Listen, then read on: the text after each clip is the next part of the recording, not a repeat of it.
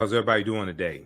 Hotep, hey, this is Michael Imhotep, founder of the African History Network, host of the African History Network show. I want to invite you to join me Saturday, June 24th, 2023, 2 p.m. Eastern Standard Time for class number 1 of my 12-week online course, Ancient Kemet, the Moors, and the Maafa, Understanding the Transatlantic Slave Trade, what they didn't teach you in school. Kemet is one of the original names for Egypt. This is a fantastic 12-week online course that I teach. We deal with thousands of years of history and what leads up to the transatlantic slave trade taking place. And right now we see an unprecedented attack on the teaching of African history and African American history.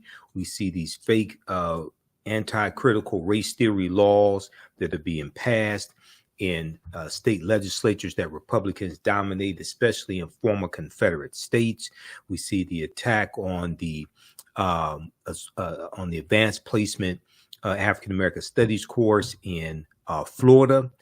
We see the attack on the way that African American History Month, Black History Month is taught in various schools as well that are passing these anti-critical race theory laws. There's a concerted effort to keep African Americans from waking up. There's a concerted effort to keep this history from being taught, and is being attacked even when it's taught in mainstream media. We know that with Juneteenth, about 60% of Americans know little or nothing about Juneteenth. This was a study that came out. New York Times has an article about this from June 2021. Most Americans know little or nothing about Juneteenth, poll finds. And as we see in the broadcasts that I've done and interviews that I've done this year for Juneteenth, unfortunately, a lot of the information that's floating around in mainstream media, MSNBC, CNN, Washington Post, New York Times, various articles, a lot of that information is false when it even comes to understanding the Emancipation Proclamation, which did not legally free the enslaved Africans. And so it's important to get this history correct, because understanding a legacy of 246 years of slavery, decades of Jim Crow segregation, housing discrimination, redlining, voter suppression, over-policing, health disparities as well. This leads to the structural inequities that we're dealing with today. So your understanding of politics is directly related to your understanding of history, okay? All this comes together. So the more we understand about history, the better we understand about politics and understand how to bring into existence the laws and policies that we need to correct the structural inequities that we're dealing with. So we deal with a lot of this in this 12-week online course. We see Axios.com had an article, New Rules Are Limiting How Teachers Can Teach Black History Month. We look at USA Today had an article, Mock Slave Auctions, Racist Lessons, How U.S. History Class Often Traumatizes, Dehumanizes Black Students.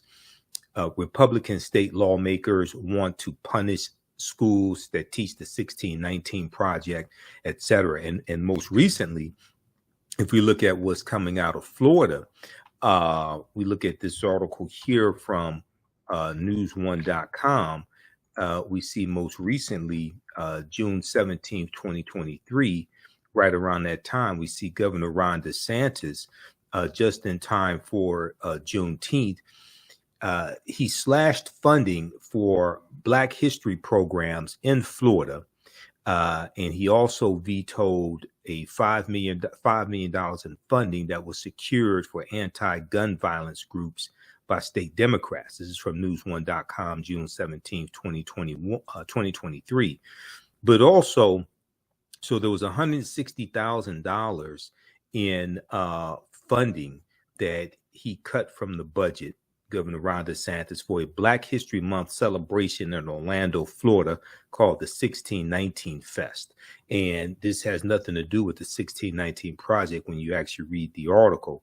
He also cut $200,000 in funding for Florida's Black Music Legacy, a project designed to highlight the state's contribution to Black music. And we know June is Black Music Month. But Here is something extremely critical, and this deals with the Khoisan massacre of November 2nd, 1920, which is one of the largest election day massacres in the history of this country. This took place in Florida, Ocoee, Florida. In 2022, Governor Ron DeSantis vetoed $1 million for Valencia College to create a feature film about the 1920 Ocoee Election Day massacre, in which a white mob attacked and killed dozens of African-American voters in the nation's worst instance of Election Day violence. Okay, so we see this concerted effort to suppress the teaching of this information, to keep it from being taught. All right, so this class is extremely powerful, extremely critical. I've been teaching it on and off since 2017. So I do a PowerPoint presentation. We have book references, articles, video clips, and this information. The class is PG-13, so you can use this with your children as well. Okay, so we deal, as I said, we deal with thousands of years of history and what leads up to the transatlantic slave trade taking place. If we look at an introduction to the class, we can't start studying our history in slavery. Even when we study the transatlantic slave trade, which is important to study, we can't start in 1619 or 1441 with the Portuguese going into Mauritania. Okay, we have to deal with thousands of years of history and what leads up to the transatlantic slave trade taking place. We have to look at this history chronologically, and we have to deal with the 800-year occupation of Europe by the Africans known as the Moors, who take the teachings from the Iberian Peninsula, today known as Spain and Portugal, into Europe, and this helps to bring Europe out of the Dark Ages. Okay. Now, this course not only deals with the transatlantic slave trade, but thousands of years of history that leads up to the transatlantic slave trade taking place. August 20th, 2019 marked the 400th year anniversary of the 20 and odd Africans who came into Point Comfort on August 20th, 1619, in what would later be called the colony of Virginia. This year was known as the year of return, as many African Americans were and continue to reconnect to Africa and are traveling to Ghana and other West African countries, but even traveling to East Africa and North Africa, like Egypt. Now, when we discuss the transatlantic slave trade, we have to first understand that African people are the original people of North, Central, and South America, and have been in the land we call the United States of America for at least 51,700 years. Okay, so we deal with thousands of years of history. We deal with great African empires like ancient Nubia, ancient Kemet. We look at Carthage and Hannibal Barca and the Carthaginians, the Punic Wars. We deal with Axum. The three great West African empires of Ghana, Songhai, and Mali. We look at the Olmec culture as well, Namibia, and we go throughout and look at this history chronologically. We deal with Mansa Musa, who was the richest man in the history of the world and who has a lot in common with T'Challa in the film Black Panther. We look at we analyze the Black Panther movies. Also the Woman King, and we deal with the Cleopatra documentary from Jada Pinkett Smith. Okay, so we look at these representations that we see in the media, these recent representations in the media that deal with history also. Okay, the film Black Panther is extremely important because there are 11 different African cultures that we see represented in Black Panther. We know the panther deity Bast comes from Bastet, which is a neter, a deity, a goddess in ancient Kemet. And Bastet was worshipped in the form of a lioness and later a cat. And she was worshipped as early as the second dynasty, 2890 BCE. We know the Wakanda salute comes from the position of the Nsubitis or the pharaohs, and it's always right over left, the arms crossed right over left, which is a symbol of power and a symbol of royalty. This is where the Wakanda salute comes from. We know the word Wakanda is a real word as well, and comes from the Omaha, Ponca, and Sioux Indian languages, and means possesses secret powers, but it's also a key Congo word is Bantu, and Wakanda is in reference to family. Ruth Carter, who was the costume designer for Black Panther 1 and Black Panther 2, she spent 6 months studying 11 different African cultures and infused all of that into the film Black Panther. There's 7 or 8 different books that we reference in the course. One of them is from my friend, Dr. David Imhotep, The First Americans Were Africans, Documented Evidence, and we deal with the African presence in the land we call the United States of America, going back at least 51,700 years ago. We look at Dr. Albert Goodyear's discovery in 2004, Allendale County, South Carolina, where he discovered 13 different types of evidence thoroughly documenting an African presence in this country we call the United States of America. And these were the short-statured Africans, the Khoisan.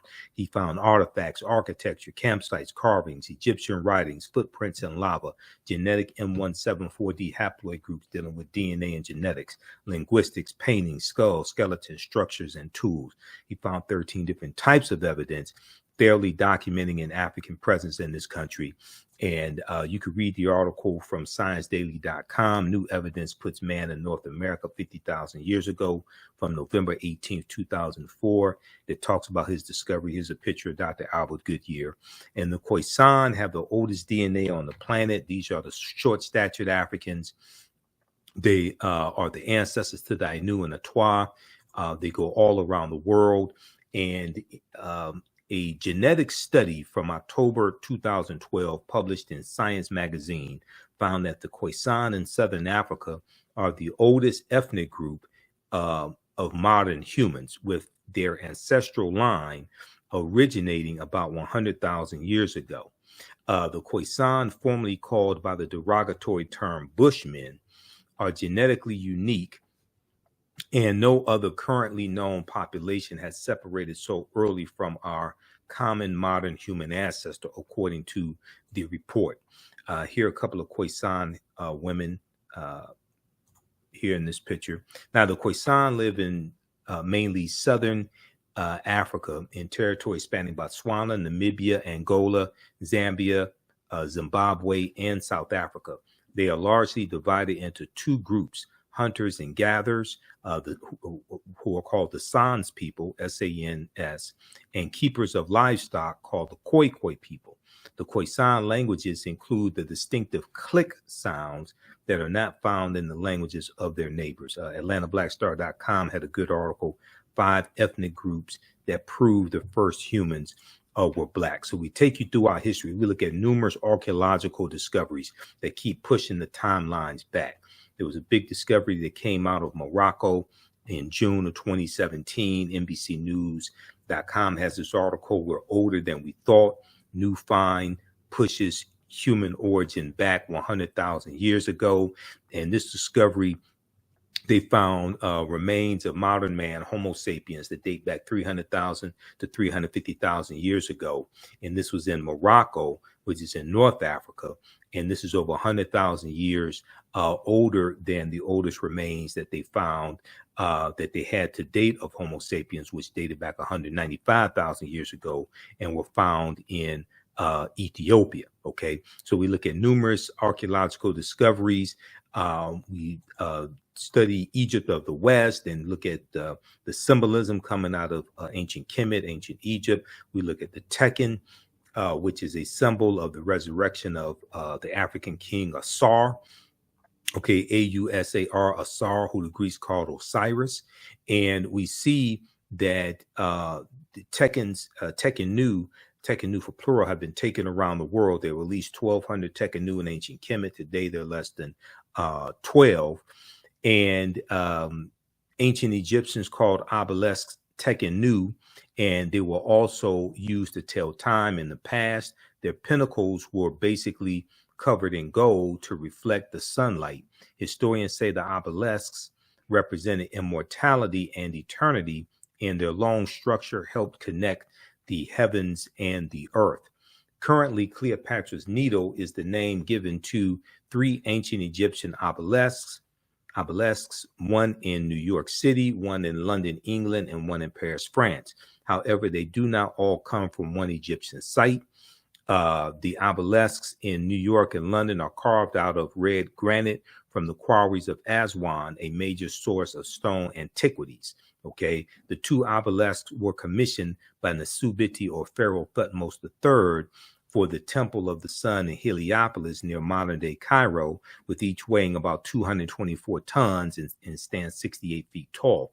FaceToFaceAfrica.com has a good article, Cleopatra's Needle, how 3 ancient Egyptian obelisks ended up in New York City, London, and Paris. So we look at these structures and we think that Europeans are so brilliant for building these structures, but don't know that these structures were built by African people and taken to other parts of the world, taken to London, England, taken to Paris, France, taken to New York City.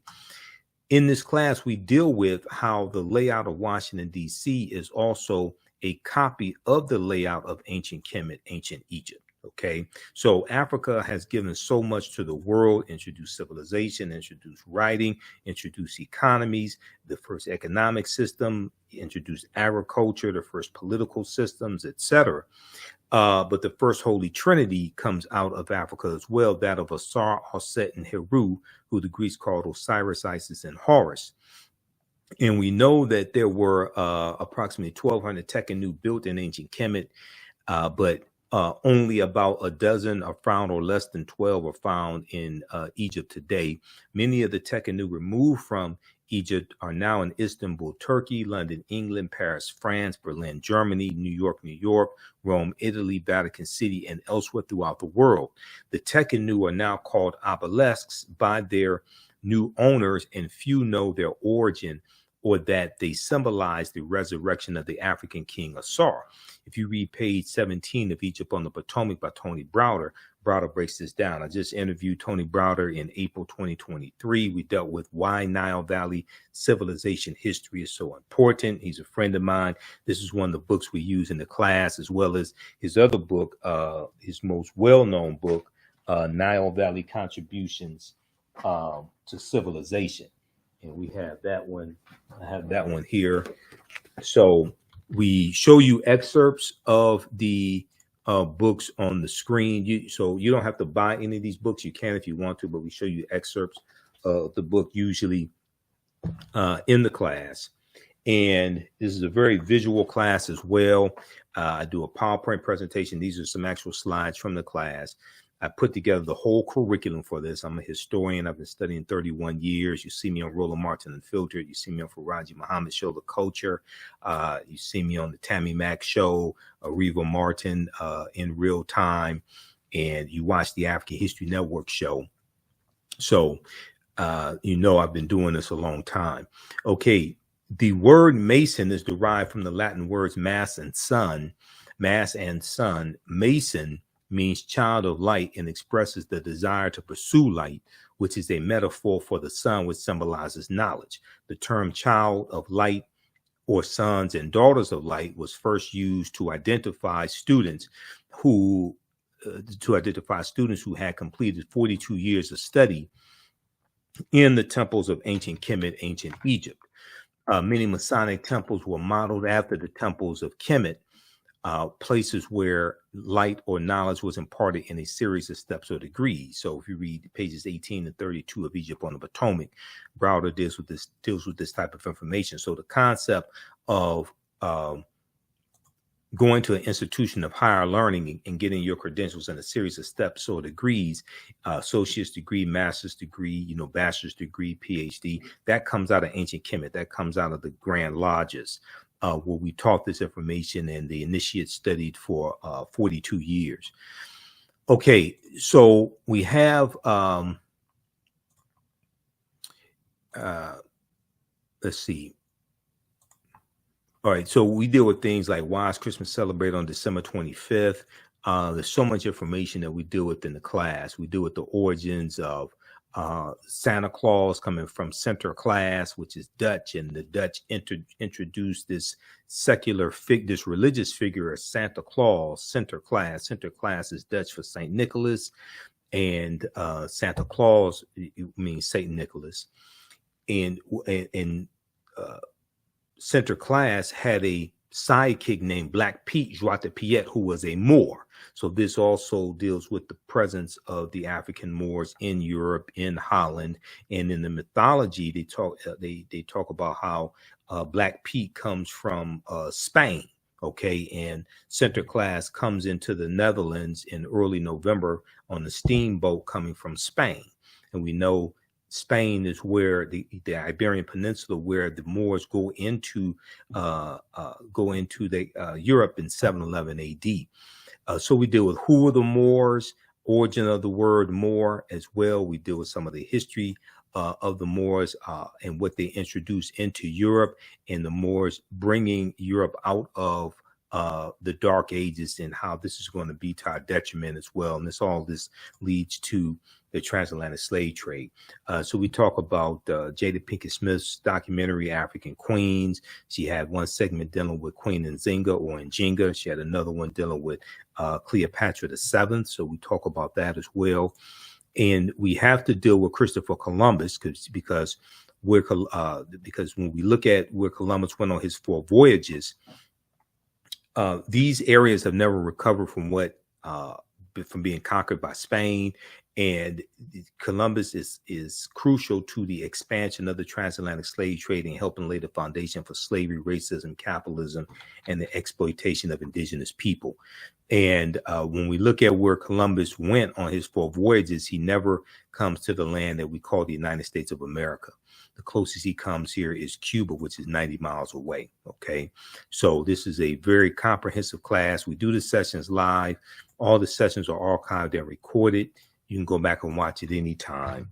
This is Ancient Kemet, the Moors, and the Maafa, understanding the transatlantic slave trade, what they didn't teach you in school. Class number 1 starts up Saturday, June 24th, 2023. Register right now. Visit our website, theafricanhistorynetwork.com, theafricanhistorynetwork.com. So when you visit our website, you scroll down the page, you'll see the information for our Sunday night radio show, the African History Network show, 9 p.m. to 11 p.m. Eastern Standard Time on 9:10 a.m. Superstation WFDF, and we broadcast on our social media platforms. You see our PayPal, Cash App information here as well. And then 12-week online course. So we do the sessions live. All the sessions are archived and recorded. This class is on sale $80, regularly $130. You can register for the full 12-week online course here. When you click on that link, it takes you to the next page. And on the next page, just click on enroll. Right here, the purple button, enroll. As soon as you register, you can start watching the content. Okay. And we do the sessions live. All the sessions are archived and recorded. You can go back and watch this anytime. A year from now, 2 years from now, you can go back and watch the entire class. You don't have to be in class live, or don't take attendance, anything like that. We have a live text chat also. In class, you can see me, I can't see you. We have a live text chat, so you can ask questions in class as well. Okay. And we have a bundle pack where you get this class and the second class that I teach, Black resistance movements from the Haitian Revolution, U.S. Civil War, Civil Rights Movement, and Black Power Movement, 1800 to 1968. I teach that class on Sundays, 2 p.m. to 4 p.m. Eastern Standard Time. And that class, we deal with so much history. We deal with that crucial period of time leading up to the Civil War, and after slavery ends, in the Reconstruction era, Jim Crow era, Great Migration, World War I, World War II, Civil Rights Movement, Black Power Movement, to understand what happened to us after slavery ended, what were the laws and policies put in place to put us where we are, to bring us to where we are today, to understand where we need to go from here. So your understanding of politics, and politics is the legal distribution of scarce wealth, power, and resources, and the writing of laws, statutes, ordinances, amendments, and treaties, their adoption, interpretation, and enforcement. Your understanding of politics is directly related to your understanding of history. So the more you understand history, the better you understand politics, the better we understand how all these policies impact us and how to engage in politics. And this is why you hear me say we have to stop telling African Americans to exercise your right to vote. You don't vote for exercise. If you want to exercise, you go to the gym and work out. You vote for power. Politics is the legal distribution of scarce wealth, power, and resources, and the writing of laws, statutes, ordinances, amendments, and treaties, their adoption, interpretation, and enforcement. So we have to understand history, economics, law, and politics to be able to put together agendas, to be able to organize and force our agenda and get policies put in place that are beneficial to African Americans, and what's good for African Americans are good for America in general. All right, so visit our website, theafricanhistorynetwork.com. You can register for this class. Class number 1 is Saturday, June 24th. Class number 2 is Saturday, July 1st. Class number 3 is Saturday, July 8th. And this is 2 p.m. to 4 p.m. Eastern Standard Time. We have the link for the class in the thread of the broadcast. You can register right now. We have bonus content already uploaded that you can start watching, and you'll also get 5 of my lectures free included with the registration of this course. There will be in the video library, so you can stream 5 of my lectures also. If you want to support the African History Network, and if you if you want to pay through Cash App, you can do so right through our website. Right on the homepage of our website, our Cash App information is there. $ the AHN show through Cash App, or through PayPal, paypal.me/the AHN show. And this is our Cash App account. And we have the link on the homepage of our website because there's some fake African History Network Cash App accounts out there. And I'm still trying to get them shut down. So when you scroll down our website, we have our Cash App information. Click right here, and takes you to our Cash App link. Is $ the AHN show, SHOW. And when you go to it, it will say Michael also. So we have that there, and our PayPal information is here as well. paypal.me/the AHN show. All right. So we'll hope to see you in class this Saturday. Remember, right knowledge corrects wrong behavior. It's not over till we win. Wakanda forever. And we'll talk to you next time. Peace.